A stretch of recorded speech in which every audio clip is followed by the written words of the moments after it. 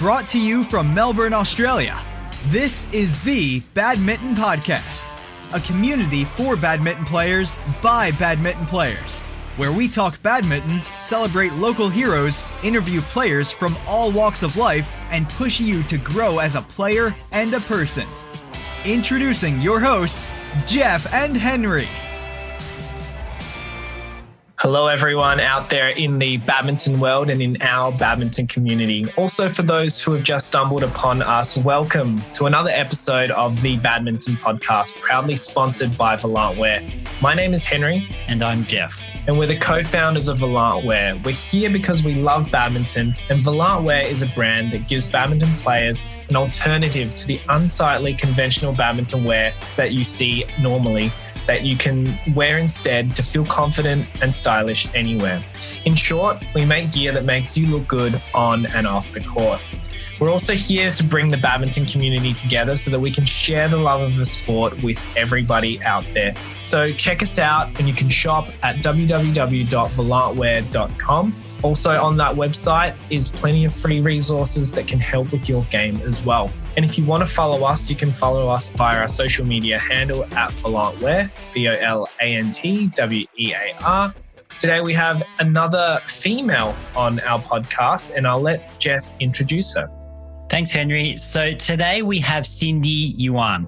She is a former USA junior player from San Francisco, California, who has been playing badminton since 2009. After 2017, she retired from competitive badminton, and she now plays casually with a collegiate badminton team. She currently studies Anthropology and Human-Centered Design at Dartmouth College in New Hampshire. Truth be told, Cindy actually contacted us via social media in the hopes of ticking off one of her bucket list items, and that is to be a guest on a podcast someday so that she can share her thoughts with the world. So thank you, Cindy, for connecting with us, and also welcome onto the Badminton Podcast. Yeah, thank you so much for that introduction. Going to add in a little disclaimer. I actually even thought about podcasts because someone had told me that my voice would be good for a podcast because it's lower and like measured and calming. But I realized that they probably meant like one of those bedtime or boring discussion podcasts. I get really excited when I talk about badminton, so maybe that won't come through. But part of it is really testing my podcast potential as part of the bucket list. Sure thing. And you do have a very soothing voice. And I think I agree that it's kind of like you could be like a late night radio host, and then you can just play like love songs all night. Yeah, maybe a future career option. So Cindy, you started playing badminton in 2009. I know that you've retired from competitive badminton now, but what was your journey like from when you first picked up a racket and started playing for the USA to now where you just play casually with your friends? I started a little earlier, I think, in like 2008, but I only count 2009 as like my actual start because that was when I started competing more seriously.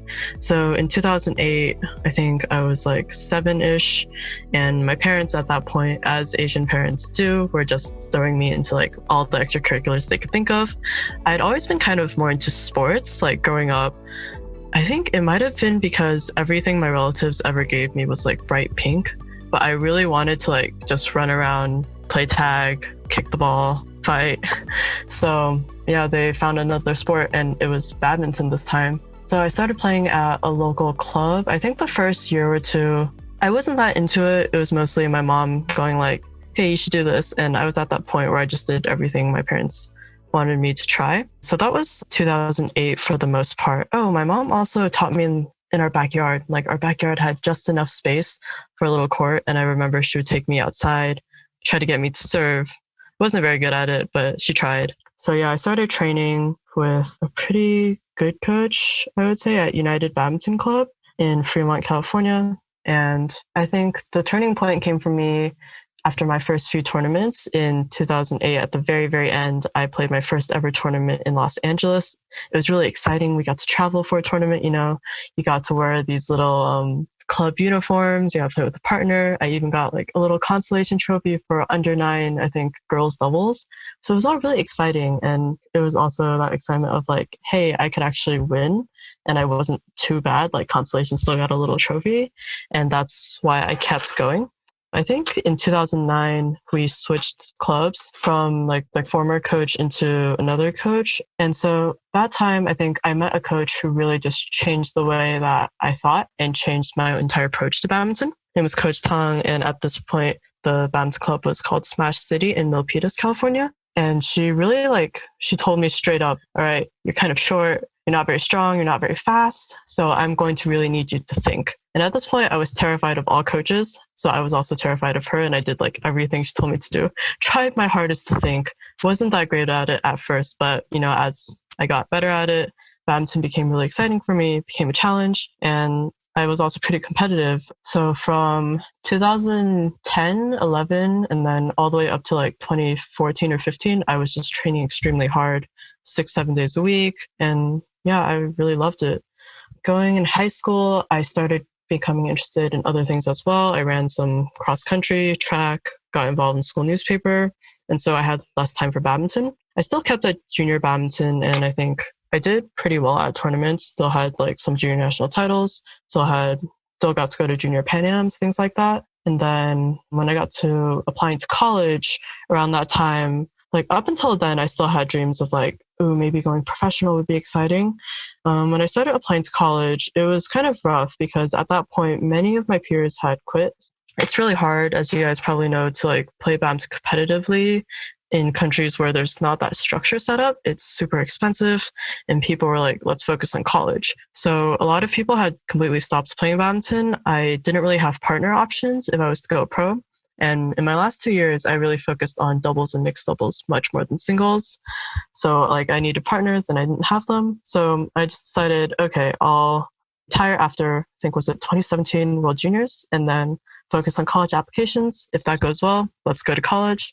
If not, and if I can like find a partner, let's see what will happen. And then so I did get into several colleges and I was really excited about that. But my colleges of choice, like the two that I really, really wanted to go to were just in like middle of nowhere in America, like New Hampshire.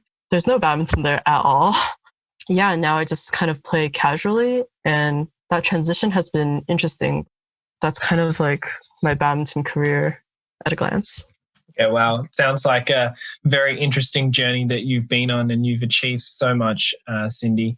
If we rewind back a little bit, talking about sort of why you started badminton and why you kept playing badminton, especially in the US where badminton is not a very popular sport. What is it about badminton that you love besides the competing and the thing that you could essentially win at the sport at the time? Yeah, so I think before going into like why I really love it, I have to acknowledge that I really hit like privilege jackpot when it comes to badminton accessibility. So I'm from like more specifically Fremont, California. And to give you kind of like an idea of how popular badminton here is, I think there's at least 5 badminton centers either right in Fremont or in one of our neighboring cities. So it's huge, and yeah, wow. I had a lot of options. Yeah.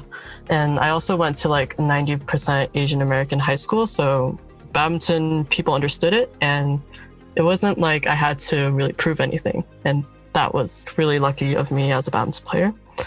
But as for why I really love the sport itself, I think for me, badminton is a really big mental challenge. It's a mental sport, and I like that a lot. Like having tried out some other sports, currently ultimate Frisbee, before like cross country, I think badminton really gave me a chance to use like my mental abilities to kind of balance out where I lacked physically. I always trained really hard too, especially when I was 12, 13, but just being shorter and being slower didn't do me any favors. And I had a really encouraging coach that really encouraged me to be creative with my play style, try out different things.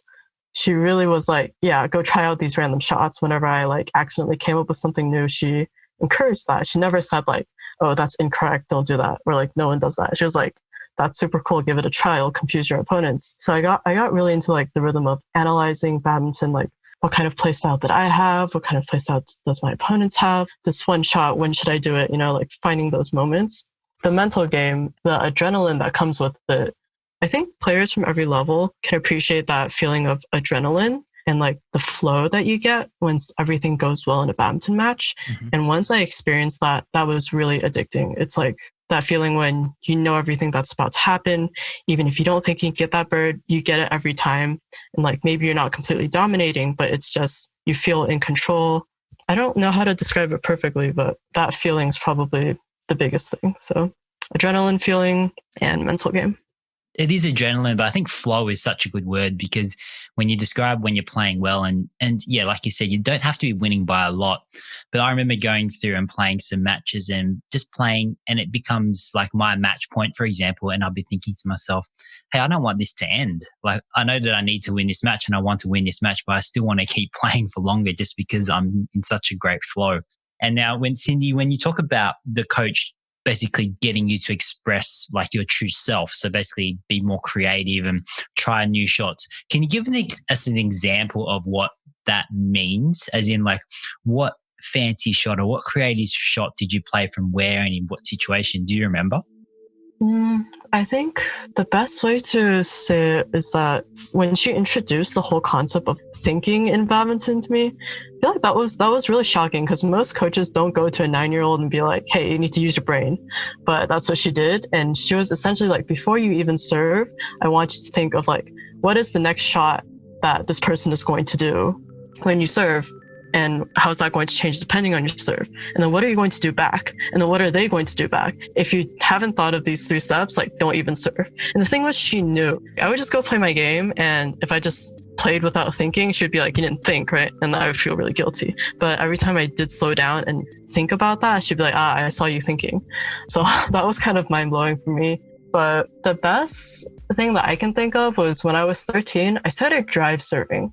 That really came out of nowhere, but like in singles too. And I later figured it out for doubles and mixed. And I want to say I was one of the first people in my age group in America to do that.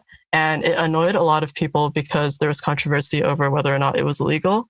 But when I first started with singles, the idea was everyone learns in a sort of textbook way. They have drills, 4 corner drills, smash straight, net cross, all those types of like patterns. So when you break people's patterns, they don't know what to do. That puts you at a huge advantage. So why not? And she would say things like, yeah, just when you don't know what to do, hit to the middle sometimes. Sometimes they don't know what to do when you hit to the middle because no coach is going to stand there and keep feeding to the middle all the time. Well, there's also the vertical middle. So I went ahead and I gave the drive serve a try. And then I think my best moment of realizing that, hey, this was a big strategy was that I think it was 2013 Junior Nationals. I was playing one of my really good rivals and now a close friend. She has amazing form, amazing technique. She was a power player too. And that was always the style of player like I was uncomfortable against. And so I was like, well, her form is so pretty. Like, why don't I just make it hard for her to execute that form every time? And so I drive served and she kept just hitting the net like right away on the first shot. And that's pretty devastating because your first reaction when you do that is that it's a mistake. I'm making mistakes and you're blaming yourself. And so like capitalizing on that reaction from her meant that she got really frustrated. It takes people a little while to realize that it's not them, it's you. So yeah, it's satisfying to put in like little tricks like that. Yeah, it really seems like the mental game is such a big part of your badminton, or was a very big part of your badminton, Cindy. I want to ask you something. Now that you've stopped playing badminton now, is there anything that the current Cindy would tell younger Cindy as she was just getting into the sport? I always don't know how to answer these types of questions because I feel like if I told like the younger me a hack, then like something would go wrong. I feel like maybe I would tell myself to be more confident because I think something that was hard on me when I was in the competitive space was the partners, sometimes a toxic junior atmosphere around like who people partnered with, who was doing well in the partnership, who you were beating and how. I think a lot of it stemmed from like parents that weren't necessarily good sports and were kind of overly invested. Now that I'm thinking about it, like there's just a bunch of kids and we're just trying to play badminton, but people got really into it and people got really heated. And I took a lot of those things, I think, a little too seriously, and that affected me emotionally. So yeah, I guess I think about junior badminton now, and I think given the rate of American professional badmintons to come out of it, why is junior badminton such a huge deal. People get really, really upset, really, really like angry over small things. And that affects their kids too. Yeah. Yeah, good answer there, Cindy. And now you mentioned briefly that you decided to go to uni in a place where badminton's not really that prevalent, and you had to make a decision to do that and give up your professional career. And part of that was because you didn't have any doubles players to play with. How was that decision for you? Was it an easy decision for you to do that?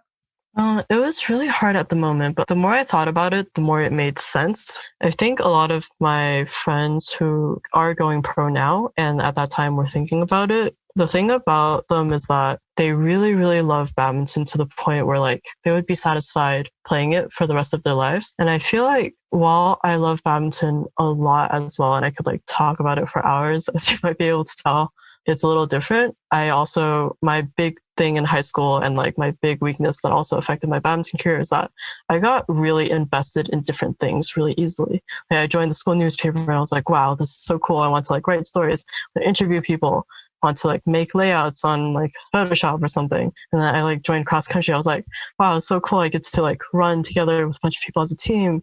And now in college, I joined Ultimate Frisbee and I'm like, wow, Frisbee is so cool. It's a team sport, you know, I want to keep doing this. And so I get so attached to different things that I don't think I could be satisfied if I had actually gone pro. So in the moment, I kind of used that as like a, well, excuse maybe, like, well, maybe I have a lot of other interests, so I should go to college. And of course, my parents were like, it's a real financial strain if you don't even have the partners down. I didn't really have a place to train then either because I wasn't really feeling the vibes with my old club at that point. Like in my last 2 years, I was kind of just sticking it out because it was too late to change.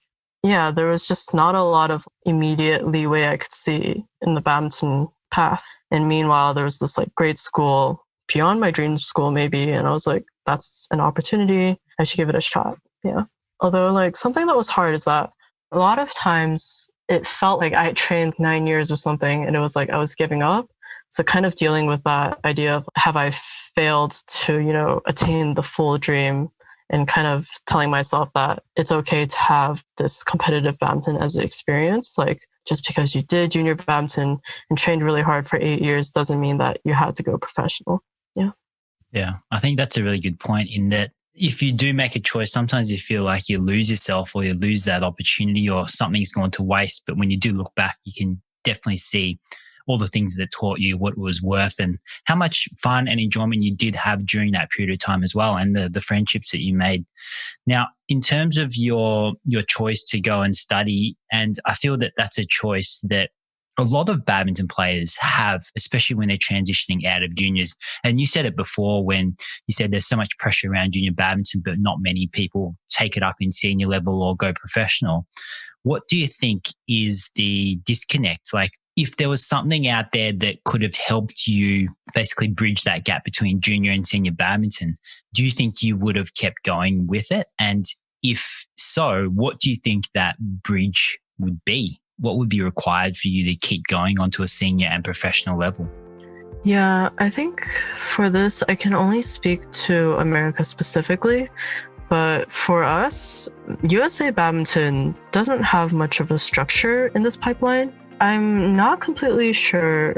Well, they've had a shift in management the past few years, but while I was a junior, the people at the office were definitely like out of touch. I don't think they necessarily knew that how talented our juniors were. Like when I went to World Junior Championships, I think the managers would be like, okay, you're playing like Malaysia, Indonesia, you're gonna get crushed and that's okay. But actually a lot of times is my teammates out there, they weren't getting crushed. Maybe they would get crushed against like the first tier, but second tier, third tier, especially for countries that weren't like China or Japan, they were in the fight, they were in the game. And so I feel like the junior level is not that far off. But when it comes to going senior level, there's just no structure. There's no real collegiate badminton. If badminton was a varsity college sport, it would be so much more competitive. And honestly, I've thought about it. I don't think I would have been that good. I wouldn't have seen the same level of success just from like the pure volume that like having a college opportunity would have made. So I can't exactly say what kind of structure is needed, but there needs to be like some sort of organization from our national governing body on like we need to aggressively campaign for college. And I think that they're trying, but it's really difficult in America where badminton's not popular, or like these are the steps that we're going to take to get more junior players into professional careers. Because for us, a lot of times, especially in Asian American immigrant communities, I think most of the people I played against were like second generation, like myself, like my parents immigrated to the US. And so for that, going professional for badminton often becomes you have to choose college or you have to choose going professional. And it's really hard to do both at once. And I think a couple of my friends are trying to do that right now, but it's tough and it's uncharted territory. Yeah, it's really interesting that you bring that up, the duality of going both to university and studying as well as being a professional badminton player. We just recently had someone on our podcast and we talked about, the possibilities of doing both at once and whether that was something that everyone has the opportunity to do. And yeah, in countries where it's not as popular as such as the US and ours, is that we do ultimately get to that point where you do have to make a choice. And there are so many people in our lives that sort of remind us of that going that way as well.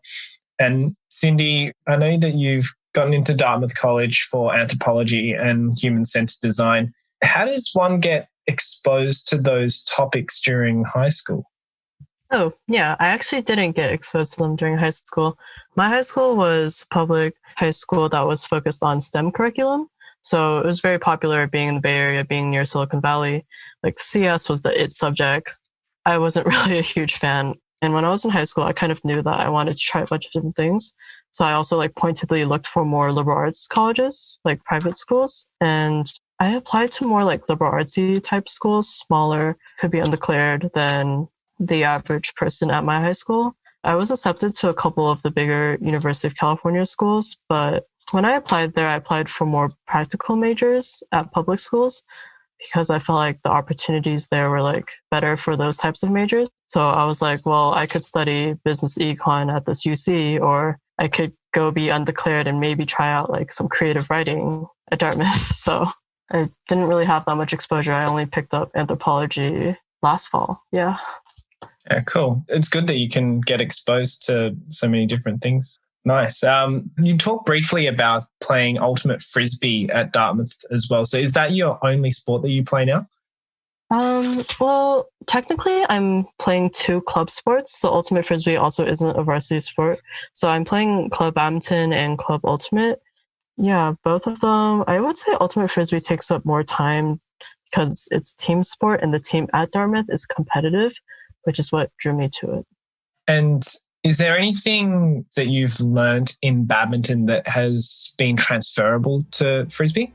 Oh, yes, definitely. It's a team sport, so it's very different a lot of times. I think a huge disadvantage for me is that in badminton, you're maybe maximum yelling at one person in doubles of what you're going to do next, what they if they should cover you. But in ultimate, you really have to scream on the field. It's a big field. It can be windy. And my whole freshman year, I just had a horrible time not being able to communicate with my teammates. But one of the huge things that I really love about learning a new sport is that badminton taught me how to learn to be a great athlete. And so I could apply the same principles that my coach taught me. Coach Tang, the same coach I mentioned before, taught me a set of ways to learn badminton and make the most out of a training session. And I could apply those same principles to ultimate Frisbee, and that helped me learn pretty fast. And my captains were impressed, and so positive feedback, and so I got really happy and I got more into it. But I could also share those tips because I think my coach is an absolute genius. So I learned them in high school, sophomore year maybe. And so the problem I was having was that I was doing cross country too, and that also took up 10 hours of my week. I was doing taking hard classes, all of that. And I was just really tired every time I came to badminton because I would run for 2 hours after school, eat dinner, and then train for 2 hours of badminton on an average school night.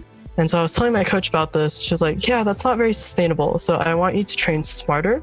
So with every drill, you have to think about what is this drill about? Breaking it down, what is the coach actually trying to teach us from this drill? And then second, who is this drill made for? I think accepting the fact that in a team, there's usually some sort of favoritism, or even if it's not favoritism, who does the coach have in mind? And if it's you, you better get good and focus really hard. And if it's not you, take account of that and figure out how it can be applied to you. And that really flows into the next step. Like, how does your strengths and weaknesses match up against the drill that they're doing? Which part of it should you put emphasis on in order to get the most out of it? For some drills, it's particularly important that you always go back to the middle, and that's easy to overlook if you're not thinking about that. So things like that for yourself, and really taking into account like your current condition. If I've just run, I don't know, a bunch of 800-meter sprints, and then the drill the coach is running right now is like really for endurance, it's okay to like take a step back and relax a bit. So things like that, like just being very aware of your positionality in relation to a drill, like just doubles how much you get out of a training session. And so I felt like the whole training smarter, not harder. And I feel like it's probably obvious to a lot of people, but for me, that was like huge before. It's so easy to just go in training, like just do what the coach does, like tells you to do, and just like go through all the motions and be like, okay, I'm going to get stronger after. But if you're actually thinking actively, then that means you also think about it in a game. And so that just makes you a better athlete, no matter what sport it is. Yeah, I completely agree in that it's so easy just to go to training and just do what the coach tells you to do. But you can get so much out of, let's just say that maybe the routine isn't directly for you, but in that routine itself, even if you're just feeding or helping someone else, there's still lots of things that you can think about to improve rather than just go through the motions yourself.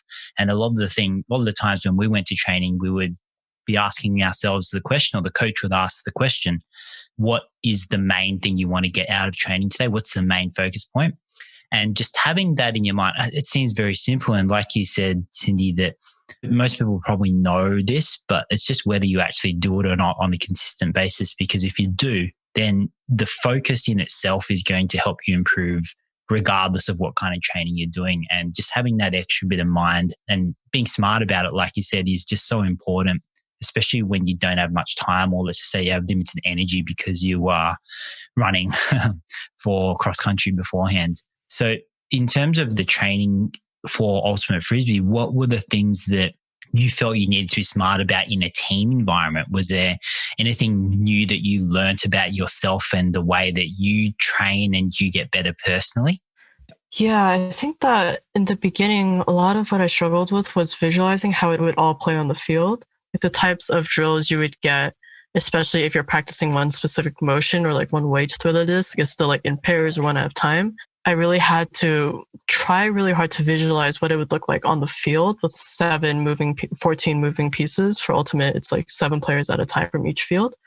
And I think I really annoyed my captains a lot because I kept asking like, so in a game, what does this look like? Or like in a game, where can we actually do this? Because I was having such a hard time like visualizing a giant field, people moving and tossing to each other instead of just like getting, in the boundary, you can get the bird away from you. And so that was really hard. And a lot of times I struggled with like just going for it and making bigger movements. Like because of my very like analytic approach to sports, I was always kind of like, I want to figure it out before I go.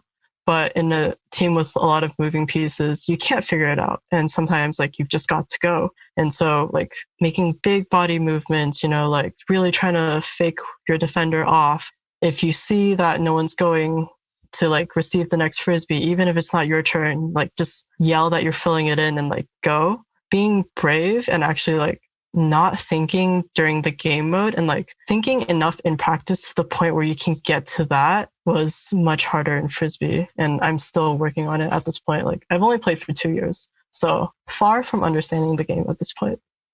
Yeah, it's almost like you've had to rewire your brain to play Ultimate Frisbee from the very analytical Cindy to the more sort of gut feel, go for it mentality that you might need in certain scenarios in the Frisbee environment. Now, Cindy, moving on, you mentioned something to us before this podcast, and it was a unique way of describing a theme that had followed you through badminton and into various parts of your life as well. What was that phrase? Oh, I think I came up with it on the spot, but it was like creativity through critical thinking. Yeah, so can you tell us what you mean by that and give us some examples? Yeah, I think that a lot of how I described my approach to badminton or why I like badminton can be encapsulated in that. Like for me, I like to be creative with what I do. It's satisfying to like have a little bit of your own flair and a bit of everything. But I also really like to analyze things. I think it ranges from a lot of different topics. In sports, I really, really love to break down my opponents. I like to do every bit of like existing research before the match that I can get my hands on. And I like using that to fuel like unique things that I can do in the game. Like I know that I have this special trick shot, but if it's not going to work against this person from like what I've seen of them, then of course don't use that one.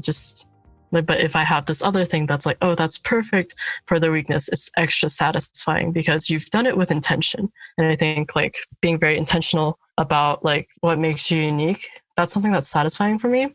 Maybe in a non-badminton way, academically, I was always really bad at note-taking. I always had very bad handwriting, especially for a girl. And so I just hated taking notes throughout high school. But I had this teacher who like forced us to one day like take notes randomly. He was like, mind map it. I don't want to see your fancy Cornell outlines.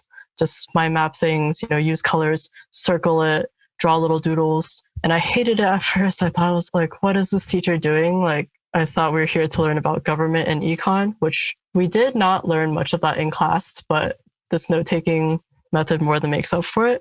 So in college, I like tried that more and it turned out that was the way for me to take notes. Like I found out that lines on a notebook don't do it for me. Like that's just not how my organizes information. So what I do now is I use unlined notebook paper.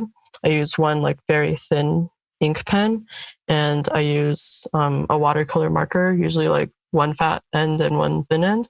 And I'll just write down the lecture material as I hear it. I'll draw arrows to things that I think relate. I'll do like sometimes it's 3 columns. Sometimes there's a circle in the middle. Sometimes I'll draw like a little person with a brain if they're like, they thought really hard about this. It's just very chaotic, but somehow it makes sense to me. It's just made the way I learn in class so much easier. I'm just so much more focused and like it works. And I'm really proud about that. Yeah. Yeah, it's certainly a very interesting way of going about learning, Cindy. Certainly very different to a lot of other people that might be listening to the podcast as well. So Cindy, we've come to the end of our podcast now, and I'd just like to thank you on behalf of Volant and the Badminton Podcast, being Jeffrey and I, as well as the audience. So thank you so much for coming on the podcast.